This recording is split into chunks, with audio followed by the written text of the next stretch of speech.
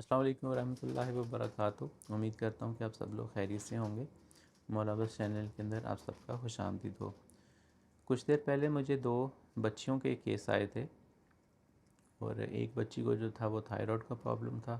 اور دوسرے کو کچھ انزائٹی، کچھ پرابلمس تھیں، اور کچھ ایٹنگ ڈس آرڈر جو تھا۔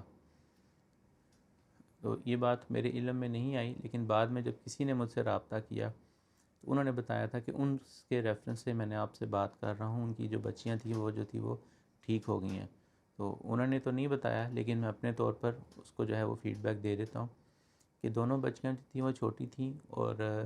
غالباً انہیریٹڈ تھا ان کا جو وہ تھائرائڈ تھا، اور وہ ڈاکٹرز جو تھے وہ ان کو ایلوپیتھک دوائیاں جو تھے وہ استعمال کروانا چاہتے تھے، اور دونوں کو جو تھے وہ ایٹنگ ڈس آرڈر تھے۔ کچھ بچی میٹھا کھاتے تھے،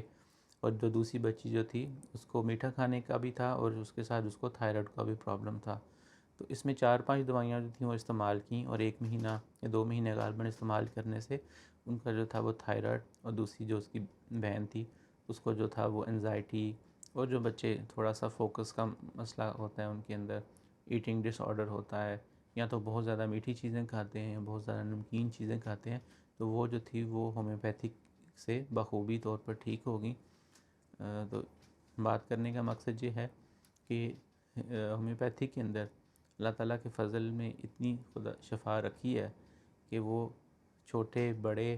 بوڑھوں، مرد خواتین، سب کے مسائل کو بخوبی طور پر جو ہے وہ ٹھیک کر دیتی ہے، اور انسان کو جو ہے وہ شفا یاب کر دیتی ہے۔ السلام علیکم ورحمۃ اللہ وبرکاتہ۔